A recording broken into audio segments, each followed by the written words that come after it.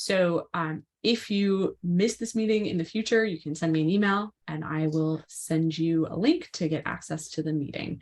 We don't post the recordings publicly, although we do post extensive notes. I am also turning on the closed captioning. You can access that on the bottom of your Zoom screen where it says live transcript. We do not have a sign interpreter today, but hopefully you'll be able to access the live transcript if you need that. If anyone ever needs any additional accommodations, please let us know. You can send me an email. If you're here, you've likely gotten one from me, but it's kramer.liz@gmail.com. I'm Liz Kramer. I'm the chair of the Community Mobility Committee, and welcome. As a reminder, this is a place for residents and interested individuals to advocate for and learn about mobility and transportation in the city of St. Louis.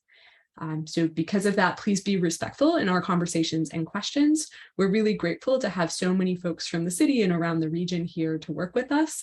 And we encourage everyone who's participating to be respectful of their hard work and efforts, as well as varying opinions. I also want to remind everyone to avoid jargon and acronyms. If you're using a technical transportation term, please define it. And we'll also be trying to throw some definitions or examples in the chat so folks can familiarize themselves with the language that is used in professional transportation spaces, and also that we can make this an inclusive space for everyone, regardless of what experience they've had with the technical aspects of transportation. And then I'm also going to ask folks to be mindful of time. As we do in most of these meetings, we'll be encouraging a lot of follow-up to happen after the meeting. Dawn will be taking detailed notes. So that's a place where we make sure that if there are questions or comments that come up, we share those with the appropriate folks and we follow up with them in the next set of notes. And I want to really encourage you to use the chat to share questions and responses. All of those comments are documented, whether or not we're able to get to them in this session. So I want to transition us into introductions. I'm going to ask our city staff and representatives who are here today to introduce themselves. And if you are here joining us as a member or a visitor, if you could please introduce yourself in the chat. If you're affiliated with an organization, your name, maybe where you live, that would be great to know as well. So I'm Liz Kramer, chair of the Community Mobility Committee. I'm going to hand it to Taylor, my vice chair, and then we will kick it off with our city representatives. Hi, everybody. Taylor March. I am the vice chair for the Community Mobility Committee, resident in the Carondelet neighborhood, and also programs director at TrailNet. And I'll pass it over to Scott Ogilvie to kick off our city folks. Hey everybody, Scott Ogilvie, City of St. Louis Planning and Urban Design Agency, Program Manager for Complete Streets. And Andrew Lackey, would you like to go next? Sure, so I'm Andrew Lackey and I'm the Deputy Commissioner for the Office on the Disabled. And I'm going to pass it to Grace. Hi everyone, Grace Chung, Mayor's Office. I will pass it to Dr. Isom. Hi, everyone. This is Dan Isom, Director of Public Safety for the City of St. Louis, and I will pass it to Bethany. Good afternoon. This is Bethany Williams, Director of Streets for the City of St. Louis, and I will pass it to, I feel like that's all the city people. Jen Wade. Do we have more? We have Alderwoman Ingracia is on. Oh, I'm sorry. I'll pass it to the Alderwoman. Sorry. Thanks, Bethany. No worries. Christine Ingracia, 6th Ward Alderwoman. All right. Did we get all our city staff? We've got one person on the phone. I'm not sure who it is. Okay. All right, well, thank you everyone. And thank you so much to our city staff for being here. We really appreciate your time. I am gonna drop into the chat to everyone the agenda for this meeting, which you likely received via email. And then I'm also gonna drop the notes from our July meeting into the chat. That was sent out on Friday and also yesterday to the full list, so folks could take a look at that. I want to see if there are any comments, questions, or concerns about the notes before we share them publicly at the end of this meeting. Okay, seeing Charles say no by nodding implies that we're good to move on to our next area. So we have a time for open sharing of concerns, questions, comments, and rather than have a dialogue about most of these issues, we're really inviting members of the committee or members of the public to share those concerns, observations, and questions that they've seen. If it's possible to have a brief response, we will have the response during this meeting. Otherwise, we will be sure we're following up with the appropriate stakeholders, and we'll send those responses directly to the person who asked the question, as well as recording them in the notes. So please keep your remarks brief, under 2 minutes, so that we can make sure that we have time for our guest who's here to talk today, and discussion about that topic. So I want to open up the floor if there are any concerns that folks want to raise. I have Charles. one. Oh, sorry. Didn't realize there was a hand. I think Charles is maybe deferring yeah. to you, Kia. It doesn't matter. I mean, I'll go ahead and go. I'm sorry. And this is directed to Director Isom. You know, I've been in several ward, neighborhood, community meetings over the last couple of weeks, and I keep hearing issues related to street and enforcement of reckless driving, et cetera. So my 2 questions are, one, how many more officers would it take for there to be more comprehensive enforcement of street and traffic laws? And the second thing is, are there any electronic devices out there, knowing that you can't do red light cameras, but is there anything else that's out there that the city may be able to invest in to reduce the reckless driving and certainly the crashes and homicides, vehicular homicides? So Dr. Isom, we might have you percolate on those questions till we come back to you in our next agenda item. But let's make sure we start with those questions right once we've gotten your feedback. Thank you. Thanks, Charles. Those are good questions to get us started. Kia. Thank you, and apologies again for the mishap earlier. My concern and question today is a more kind of general programmatic question, which is about transparency between and communication between the offices that are on the call today and the public.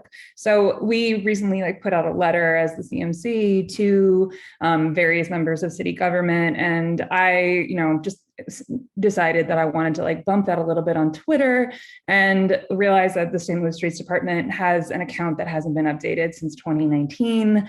The safety office's account hasn't been updated since 2016. Neither account is blue checked. None of the officers at the head of these organizations have any public Twitter presence, or I couldn't find any other sort of public place to upvote and raise this sort of large programmatic concern that we had, and to publicize it with the intended recipients of that letter CC'd basically. And that might sound like a very small thing, but it's very standard practice in other communities to have a way for citizens to be able to reach these offices, specifically not just to do things like issue the sort of reports we want to direct to CSB, which are individualized, but to talk about, for instance, larger overarching concerns, like why we don't have a programmatic response when pedestrian crashes happen again and again, why we aren't talking about restructuring our processes so that the high injury network can get a little bit more of the money to redesign those streets rather than leaving it up to the ward capital system. So I guess the silly question up front is, why aren't y'all on Twitter? And the larger question is, how do we as citizens, apart from individually reaching out to you through an official city website, raise these sorts of concerns? Because even as a journalist, I very rarely get a response when I reach out through those channels. Thank you, Kia. I'm not sure there's a quick answer to this question. So maybe I'm gonna look at Grace, but if there's a quick answer, Grace would maybe know what it is. If there is not, then I think we can follow up and get some feedback about those communication channels afterwards. The quickest answer, and then this is probably a bigger conversation than what Kia is asking, is our administration as well noticed that as a gap in the last year budget that was approved and started on July 1. There were positions added for PIOs for streets and public safety. And Grace, the acronym for PIO is Public Information Officer? Yes. Cool, thank you. Mhm. Great, so we'll follow up with more information about that, but that's good to know that those positions have been added. Are there other comments or questions that folks want to raise?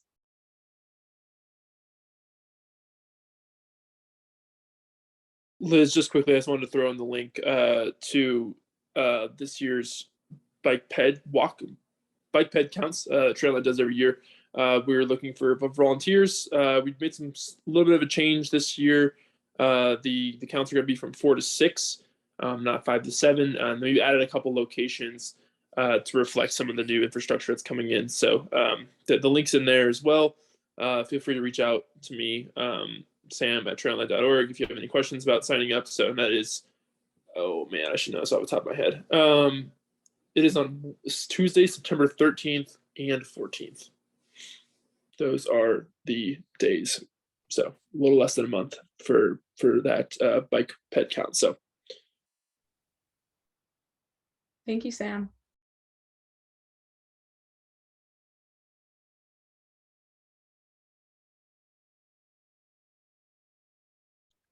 Okay. Any other comments that folks want to raise before we get into our primary agenda item today? All right, hearing none, I am very happy to introduce Dr. Dan Isom, who is the Director of Public Safety and is here to give us an update from when he was here to see us last time, just a little bit under 6 months ago, and hear a little bit more about the process of enforcement. Of course, we have the questions that Charles raised at the beginning in mind, and I'm sure we'll have other questions. So I'm going to hand it over to Dr. Isom to present and kind of talk about the things he's already thought about and prepared. And if you have questions, please do put them in the chat and we will go through them as they arise. Thank you. Well, thank you. I appreciate everybody being on here today, of course, to discuss a very important topic for the city of St. Louis, and that's traffic enforcement, vehicle pedestrian fatalities, and the reckless driving that I think we all see as we sort of traverse through the city. Certainly from a law enforcement or policing standpoint, we have a plan and a strategy to try to deal with some of the things that we're experiencing in the community. And we're constantly trying to tweak that to put our resources in the right place. So just to go to Mr. Bryson's question to start us off is, how many officers would it take for us to have enforcement? I don't know what the actual number would be, but I can tell you what we've done since I've been here, and I might have mentioned it earlier. Typically, most of traffic enforcement by the St. Louis Police Department was done by the traffic division. Very, very few enforcement activities were done by actual officers in the districts. So one of the things we did was we equipped districts with the equipment and the ability to do speed monitor traffic enforcement. We put that equipment in the district cars and trained a number of officers so they could do speed enforcement within the districts. What I also ask in conjunction with that, because you have limited resources and you need to focus them in the areas that hopefully you'll have the most impact, was to look at the data and determine what were the high accident locations within your particular district. Now, for most people, these district boundaries don't really mean anything, but I will sort of go down the list of the districts and the areas and intersections that they're focused on right now, currently. Now, this doesn't mean that they don't do traffic enforcement in other areas within their districts, but I certainly wanted district captains to focus their attention more heavily on the high accident locations. So for District 1, the current high accident locations that they're focusing on is Kings Highway in Chippewa, Gravois and Loughborough, and Gravois and Bates. That's in the 1st district. In the past 30 days, the District 1 has issued 241 traffic summonses. Now, of course, they're not all in those 3 intersections, but the plan is for them to focus heavily on those areas, but not exclusively. So in the 1st district, those are the 3 high accident locations. And of course, that comes from calls for service from citizens and police reports. Traffic accident reports that officers are doing. In the 2nd district, they have identified the areas of Kings Highway, or the intersection of Kings Highway and Manchester, Hampton and Wilson at 44, and Kings Highway and Arsenal as their high accident locations to put most of their attention. In the last 30 days, in the 2nd district, they have issued 207 traffic summonses. Again, not exclusively in those areas, but the strategy is to focus heavily on the areas with high accident locations. The 3rd district, the locations are Grand and Gravois, Grand and Choteau, and Jefferson and Lafayette were the 3 areas. In the last 30 days, they have issued 92 traffic summonses in the 3rd district. Again, not exclusively in those areas, but focusing on those areas. The 4th district, which encompasses downtown, City of St. Louis, downtown, in the last 30 days, they have issued 167 traffic summonses. Their focus areas in terms of high accident locations is Grand and Natural Bridge. Of course, that is not downtown, but it's the western part of the 4th district, which certainly has high accident issues. Grand and Page, and 4th and Washington, which is downtown, in the downtown area.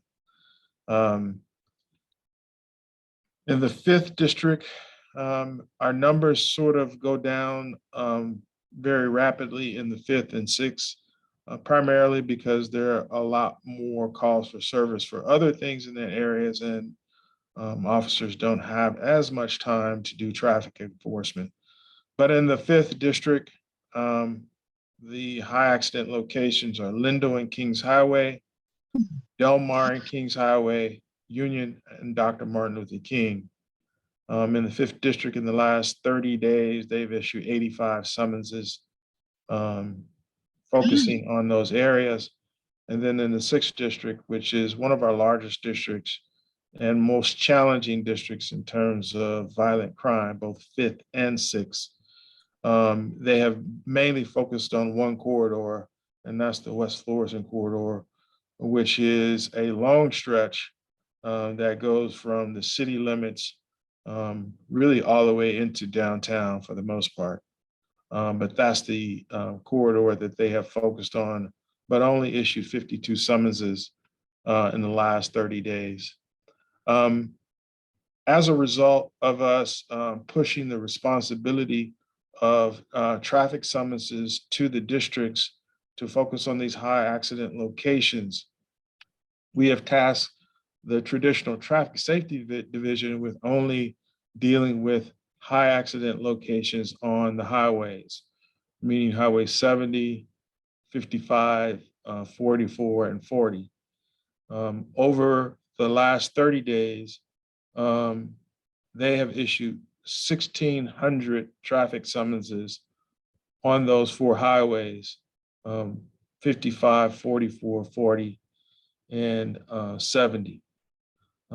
Now, as most would report and many would suggest, that certainly has not completely abated the problem, but from a anecdotal and a statistical standpoint, I see more traffic safety people out on the highways than I did when I first got here.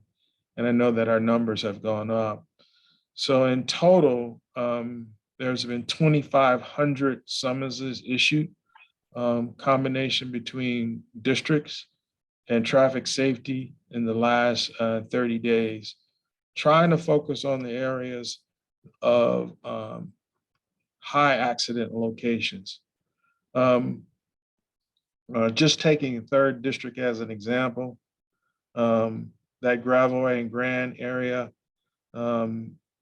we had 58 accidents in 2021. So far in 2022, we've had 42. In the Shoto Grand area has had 41 incidents in 2021. So far in 2022, we've had 37.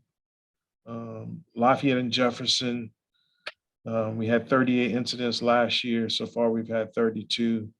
And these are year-to-date ones that I'm saying. Those are not the whole year.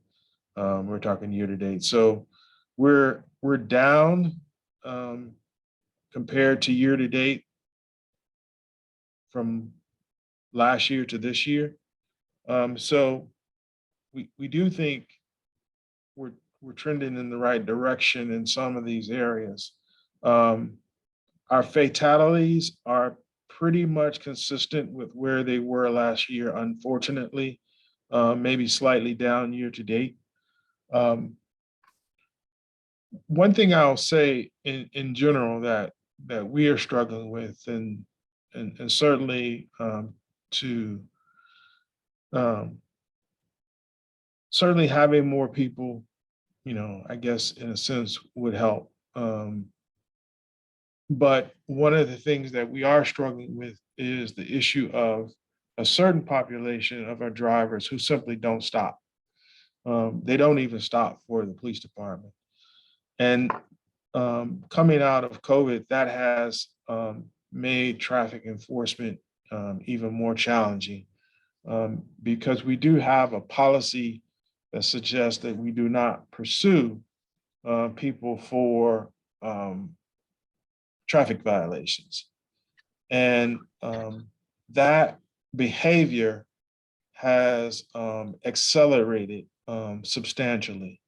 I've actually tasked the police department with starting to track the number of officers or number of cars that simply do not pull over or flee the police department every night. And so St. Louis County is doing the same thing. We're trending in terms of 200 to 300 cars who simply flee the police department and do not pull over for the police. I would suggest those are the same people who are driving recklessly through the city of St. Louis, who are causing many of these fatalities, who are leaving the scene of accidents. And it is a particular challenge for our enforcement efforts when we have a significant portion of the population, not just in the city of St. Louis, but throughout the region, who simply are not stopping for officers who attempt to pull them over for traffic enforcement.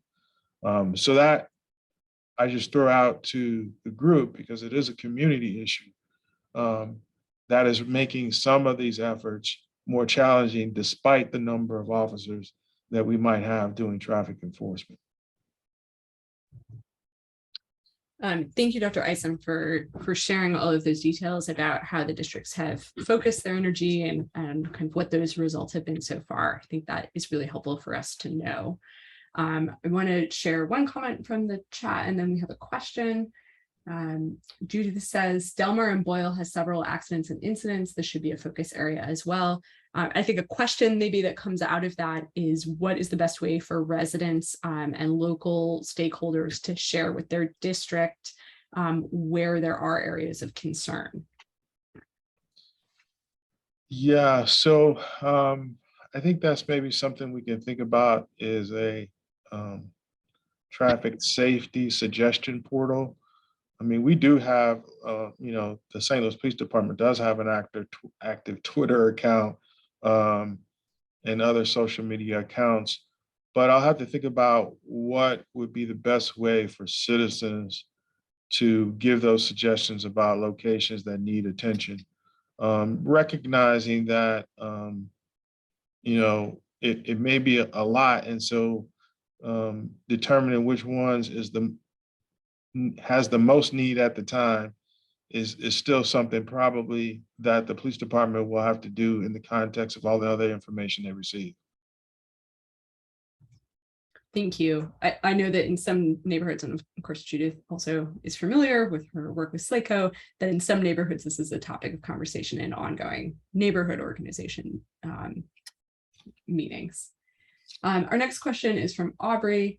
On the subject of high accident areas, I know quite a few people who bike who've had accidents recently that were not originally reported, whether because they weren't able to catch the license plate of the person who hit them, or they were running late and didn't want to deal with it, or they have a skepticism of the police and are wary to call them into their neighborhood.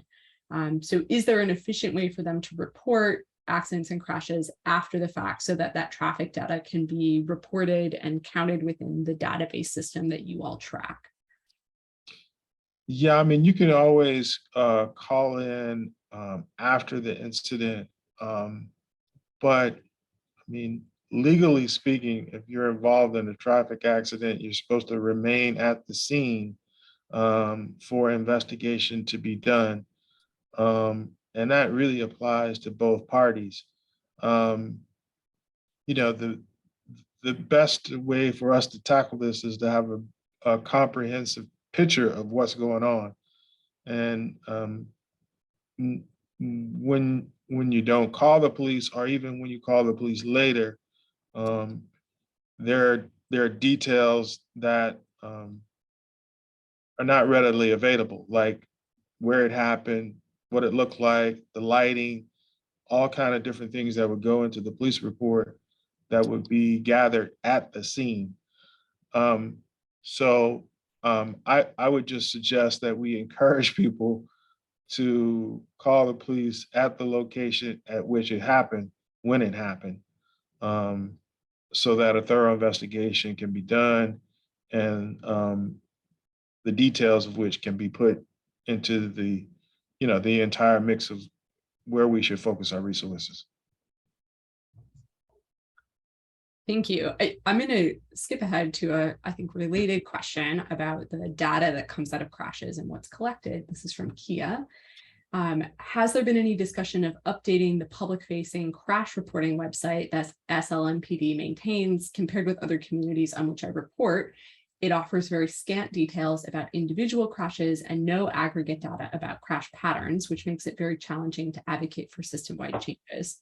And then I will also add that one thing that we have noticed in the past is because the database refers to almost all crashes as accidents. The language picked up by the media tends to be oriented towards accidents rather than crashes or incidents. And of course, the accident language places the blame on a nebulous source rather than on the design or on reckless driving. So I think a secondary question to, has there been discussion about updating the details in the crash reporting, has there been any discussion about updating the language used for crash reporting?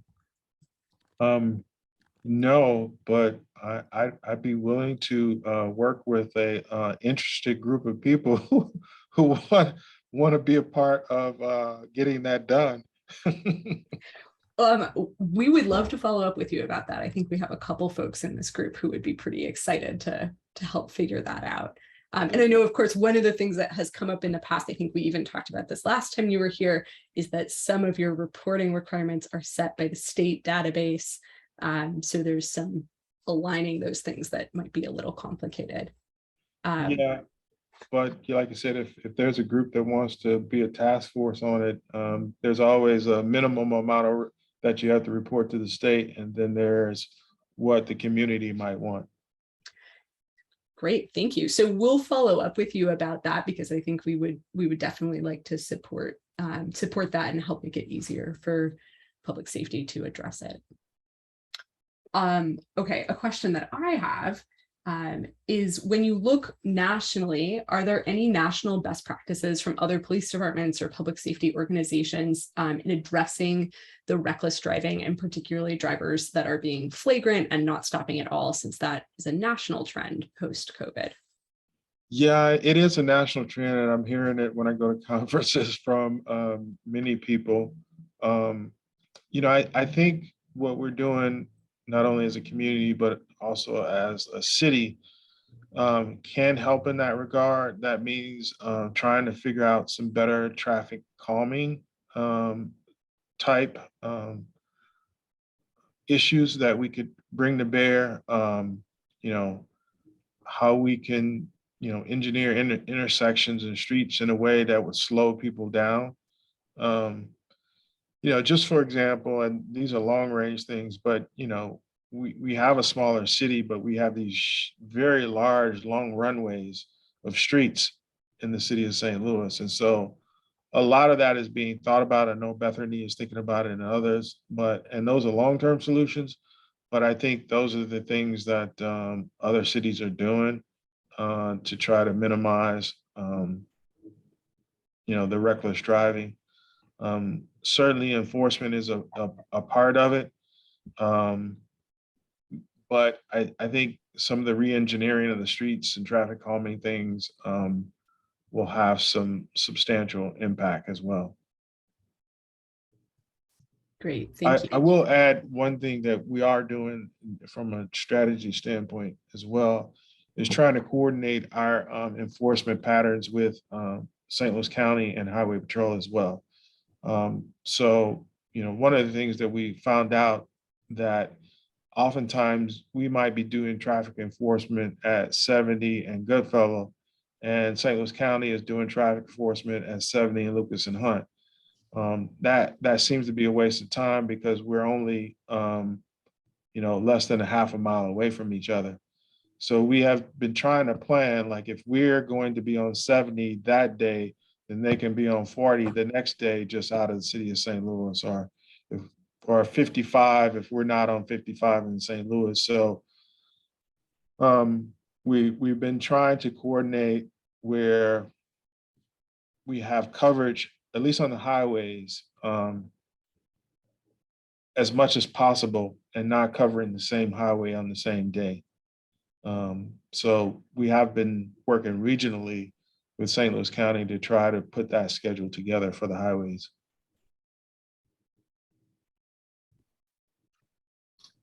I guess this, in some ways, this ties into the connection to other entities. I have a question of, is any education tied to enforcement?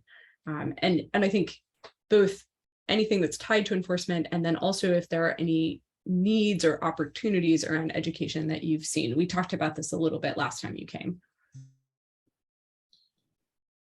Yeah, I mean, I think there is. I think thinking about, how that's delivered, and how we deliver it to the community, and what is the population the target population that we need to be striving for. I mean, I think all of this is sort of a multi-pronged approach. Not one thing is going to get us to a place where we have more responsible drivers out there. And I certainly think education is a component of it. I will say that it's not something that the Department of Public Safety has been doing or the police department has been doing. But I'm certainly not opposed to that being a part of our strategy. Thank you.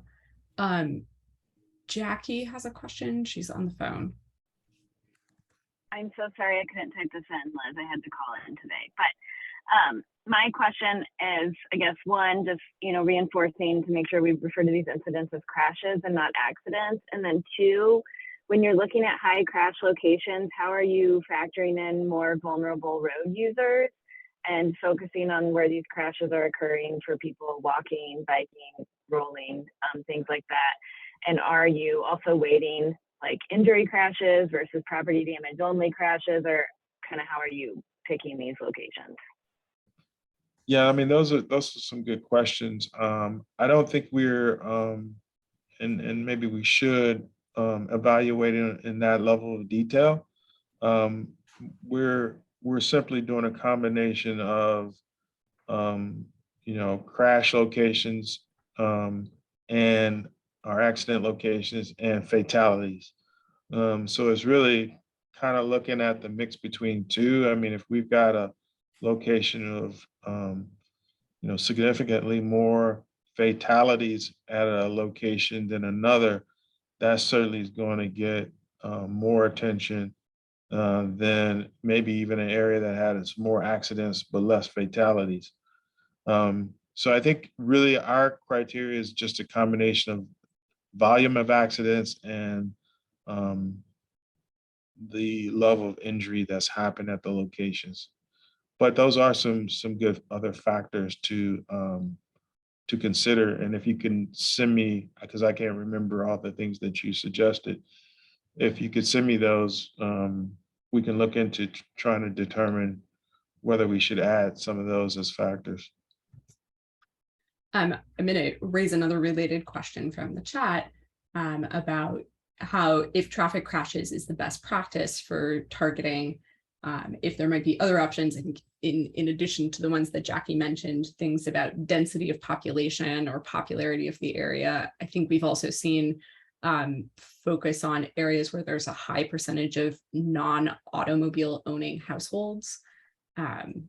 So to raise that there might be some other metrics worth considering in addition to the ones Jackie's raised. Yeah, I mean, we're open to it, to looking at different ways. I mean, certainly, if we can get more data to find out what locations has the most impact, I'm certainly all for it. Great. So, and we've gotten a lot of resources for you in the chat, Dr. Isom. So we will make sure we get all of those back to you in the next day or two. A question we have from Taylor, to the point you made earlier about engineering and traffic calming being a part of the toolkit. Is public safety, your office, being involved in the redesign and planning related to the ARPA funds that's being spent on some of the high crash corridors, including the ones that you listed as the target areas for the districts, including Grand and Kings Highway? Yeah, I mean, we all are as an administration.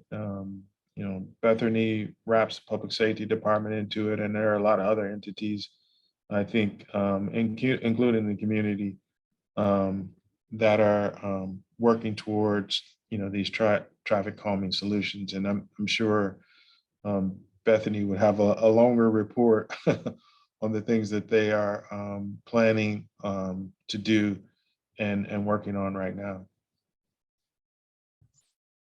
I want to come back to one of Charles's first questions, not the one about the officers, but the one about other types of enforcement support. And if there are any other forms of enforcement or automated enforcement that have been considered or that you all would see as being an asset to supplement the work that you're already doing. Yeah, I mean, I know there's been some discussion about, the sort of traffic cameras and bringing those back. Um, I don't know that that would be something that would, make a significant difference. I do think, to everyone's point, or at least to anyone's point, is maybe refining our target areas and just doing a little bit more data crunching on um, our efforts. I mean, as you can see, there are a lot of efforts going on in terms of ticketing. But I mean, the analysis of whether or not where we're putting our efforts is having the most impact, right?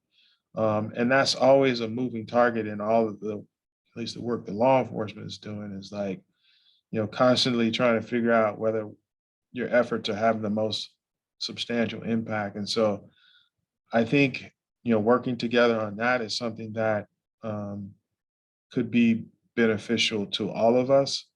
Um, and I think really digging into, as Liz is saying, what are other cities doing to try to deal with these fleeing motorists? Because that is a huge issue in our region and across the nation. And I would imagine that uh, most of the issues that we're dealing with, certainly probably 50% or more, are related to those individuals. Um, so I think that's something that we need to work on trying to figure out as a community. And I don't have the answer for that. Thank you. We have another question, which is if there are any updates about the recent hit and runs on pedestrians. There have been a number in the city this summer. And if there's any support the community can give to assist the police department with those hit and runs. Yeah. So I know everyone heard about the incident that happened outside of Ted Drew's on, I don't know what date that was, but there was an arrest made in that case. Sometimes these are difficult cases to make. I just asked for an update on that earlier this week. There's some more work to be done because I don't want to give too many details with the with the incident, but there was some investigative things that need to be cleared up. We're pretty confident that the person is responsible, but some evidentiary things needed to be cleared up. The other one on Grand, we had a vehicle and information on a vehicle, but we haven't been able to clear that up. That was the one that happened near Tower Grove and Grand.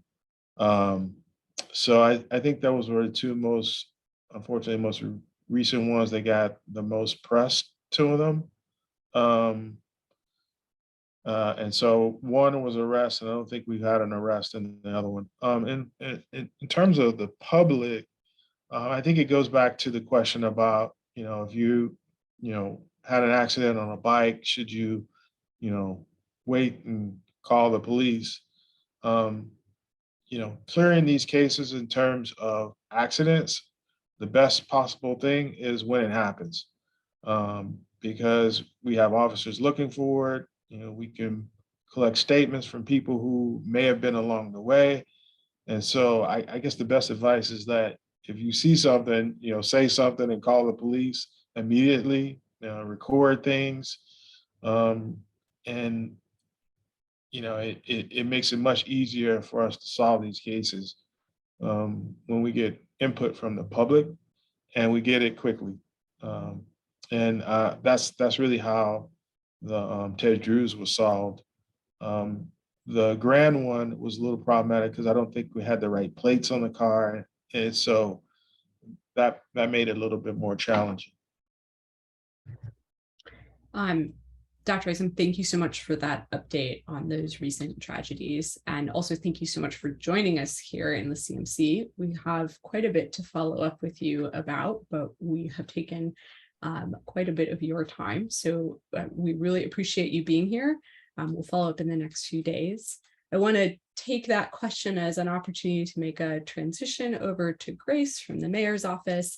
As everyone knows, we wrote a letter, the voting members of the CMC wrote a letter related to those recent hit and run incidents across the city, and we sent that out to many folks. You got a summary of the responses we've received so far, and Grace has just a very brief update on the administration.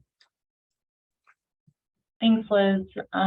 Thanks, Dr. Isom, for being here as well. As Dr. Isom has mentioned, public safety, streets, other departments, we've been talking as well, not only in response to the CMC letter, but we know other stakeholders have reached out to the administration as a whole. And so we are looking at all of the different requests. We have been looking into this and talking about this, and this is a top priority concern for the mayor and the administration. So as we continue to develop next steps, what potential plans can look like, we will be reaching out to folks on the CMC and other stakeholders to keep you all up to date. And anything that I can do to always bring back internally, and Scott and Bethany are also here, please do not hesitate to reach out to us if there's anything you'd like us to raise. But Scott, in terms of Adam's question, I didn't know actually if you had an update towards that. Is the question in the chat? Are there any updates on a redesign of Chippewa at Ted Drew's? Well, there's an update in the sense that the Board of Public Service and the Streets Department's very engaged in that location, and have been. I know also there's been a lot of outreach to Ted Drew's itself and some adjacent businesses, thinking about. There are a lot of people who cross the street there at an unsignalized location, and if there's a way we can kind of redirect some of that so pedestrians don't have to do that. And I think we have some upcoming meetings even this week where we'll be further investigating what's possible there. Thanks, Scott. And I do want to add that, sorry, Andrew, I forgot to mention, Andrew's office is also involved in conversations around ADA accessibility and sidewalks. Okay, thank you, Grace and Scott, for those questions. Kia, we do see your question. We will follow up with you afterwards. So in our last 10 minutes of our meeting, I want to give our subcommittee chairs a chance to give some brief updates. I'm going to share the screen with my favorite page about our subcommittees. And I'm going to start with the engagement subcommittee, Dawn and Charles, if you all have any updates. Sure. We met, I think, last week.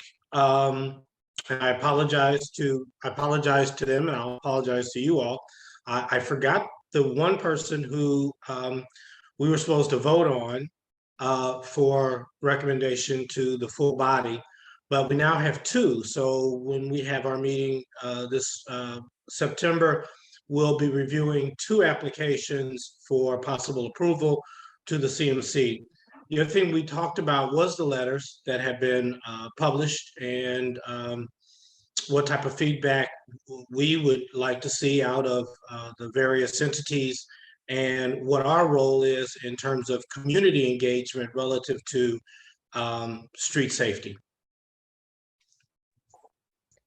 Thanks, Charles. And as a reminder, the engagement subcommittee helps address all of our incoming membership requests and inclusion.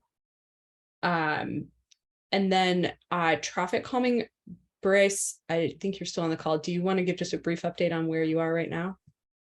Sure. So we've gotten to a really good spot with this traffic calming guide that myself and our former intern Amy Lynn and the rest of the traffic calming subcommittee have been working on for a very long time.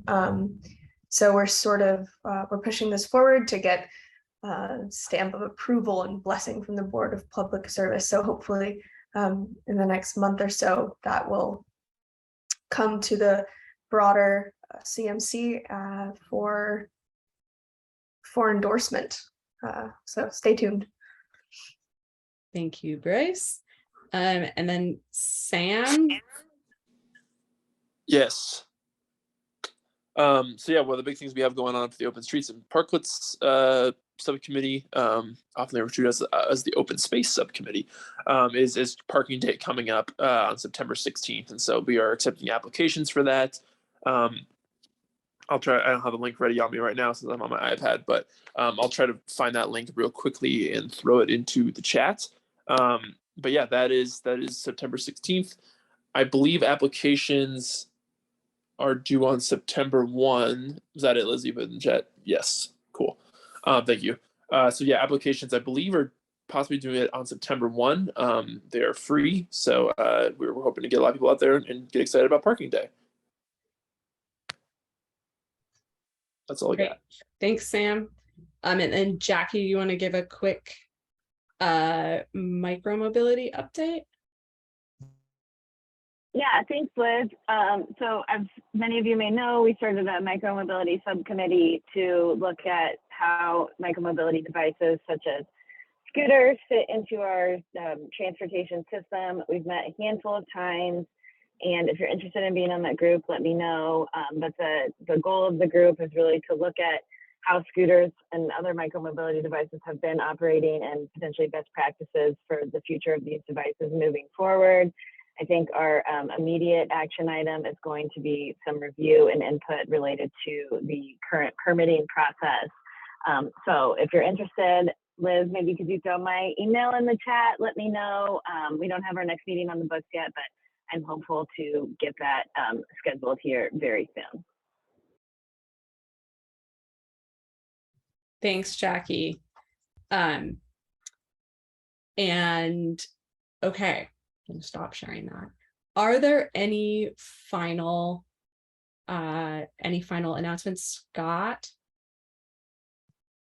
Has anybody mentioned the Safe Streets for All grant in the time when I was away from the computer? No. So East West Gateway next week at the East West Gateway board meeting is likely to approve submitting a grant application to the Safe Streets for All program, a planning grant, which is currently termed a comprehensive safety action plan for the St. Louis region. So this would be a East West Gateway region-wide plan, probably highly likely to be approved for the planning grant through that program. And then once that plan is complete, safety projects that are identified in that plan will be eligible to compete for implementation grants to make safety improvements on those roadways. So I think once that planning effort gets up and running, likely next year sometime if it's approved, there'll probably be lots of opportunities to engage with that planning effort. And it's a brand new program at the federal level. It's entirely safety focused. And I think it's possible we'll see some significant projects several years down the road from that planning effort. Thanks, Scott. Very exciting. Okay, are there any other announcements or updates that folks want to share? Taylor. I'll just plug quickly. So TrailNet is doing some engagement with the 20th Street corridor, which is a project that the city and SLDC has going to completely redo kind of the streetscape from Market Street all the way up to St. Louis Avenue. And we're having a pop-up event kind of modeling some of the sections on next Thursday, September 1st, from 11 a.m. to 7 p.m. Just outside of Brick River Cider. So I dropped a link to the project website in the chat, and there's also a link to the survey there. But I encourage folks that either live in the area or work in the area to come by, check it out, and provide their feedback on the project.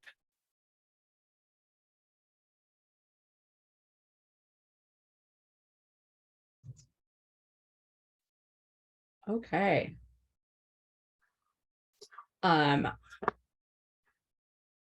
Hearing no other announcements or updates, we will conclude this meeting slightly early.